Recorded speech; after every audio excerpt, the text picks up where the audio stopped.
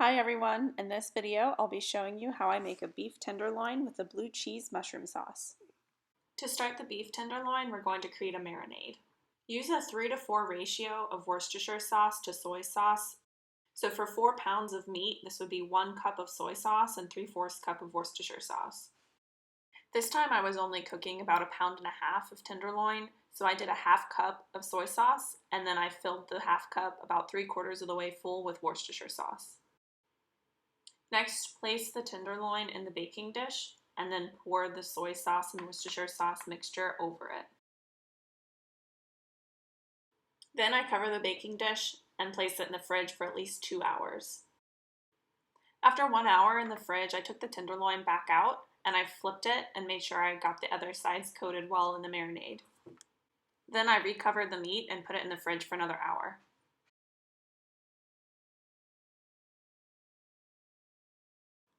After the meat is done marinating, take it back out of the fridge. You can throw away the marinade at this point. Generously apply pepper to all sides of the meat, making sure to get the ends. I also turned on my oven at this point to 425 degrees Fahrenheit. And since I had my baking pan in the fridge, I put my pan in the oven to preheat with the oven so it wouldn't crack at temperature. Chop garlic to put on the outside of the steak after the pepper's done. This is a food processor that I bought from Dollar Tree about 5 years ago and it works great for me, but other food processors would work fine. As I place the garlic, I'm pushing it into the steak, which also pushes the pepper in place too. Just as with the pepper, make sure you're applying garlic to all sides of the meat and making sure you get the ends as well. I took the baking dish out of the oven and then added 1 cup of beef broth to the dish. This is going to help the steak retain moisture through the cooking process. Then I just put the meat back into the baking dish and then to the oven for 40 minutes. Now that the tenderloin is in the oven, it's time to make the sauce. This has got to be one of my favorite sauces that I've ever made for a steak. I absolutely love the blue cheese flavor and it goes so well with the caramelized onions and mushrooms. First, I slice the mushrooms for the sauce. You'll need about 1 cup total. I use cremini mushrooms because I like the flavor better than the white mushrooms. Next, I slice the onion for the sauce. I'm using a yellow onion for this sauce. I like the flavor better than the white onion. I think it caramelizes better and also will come down to a smoother texture so there won't be as much crunch in the sauce. I use 1/2 of a medium-sized yellow onion because I don't want the onion flavor to overpower the mushroom or the blue cheese, so I don't use the full onion. Next, I turned my pan to medium heat and let it heat up before adding any oil or butter. Once it's hot, I added 2 tablespoons of butter and let that sit for a second before putting in the onions. You could use olive oil or avocado oil in place of butter here for a healthier version, but I think the butter really makes a great taste for caramelizing the onions. So once the butter is heated up and starting to bubble, I'll add in the onions. I want the onions to cook past the stage where they're translucent so they get to that nice golden brown color. I cooked this batch for about 7 minutes until I got to the color I wanted. This gives that great caramelization taste. Once the onions are at the color you desire, add in 3 cloves of chopped garlic and a 1/4 teaspoon of thyme. Cook the garlic and thyme in the butter for about a minute so their flavor really opens up and becomes fragrant. I like to stir the garlic and thyme with the onions during this minute so everything gets evenly coated with butter, but the garlic won't burn. Add the mushrooms to the skillet and stir everything to combine.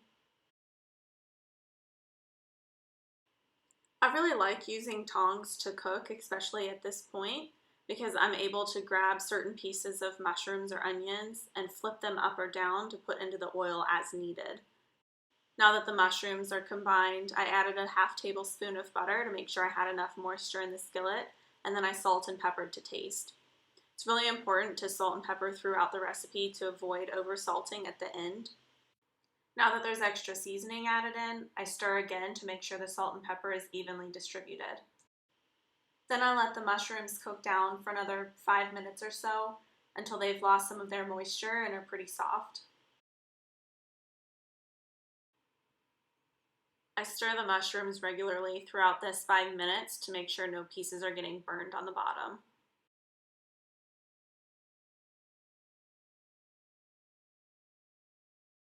Next, I add in a half cup of beef broth, a splash of brandy, and 2 teaspoons of Worcestershire sauce. The beef broth and brandy do a great job at deglazing the pan, and the Worcestershire sauce just gives another kick of flavor. Now I give the sauce another stir to make sure everything is incorporated together, and then let this simmer for a few minutes until the sauce reduces in thickness by about half. I stir occasionally as it's reducing to make sure that nothing on the bottom burns.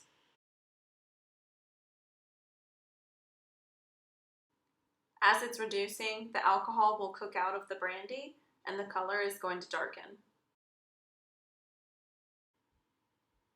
Once your sauce has reached the desired thickness, add the blue cheese. I used a half cup of blue cheese. Blue cheese is one of my favorite flavors, but it's also quite a strong cheese. So if you don't like blue cheese that much, you could use a less strong flavor, such as feta, or you could decrease the amount of blue cheese going into the sauce. You might notice in the background here my husband coming to ask me when dinner will be ready.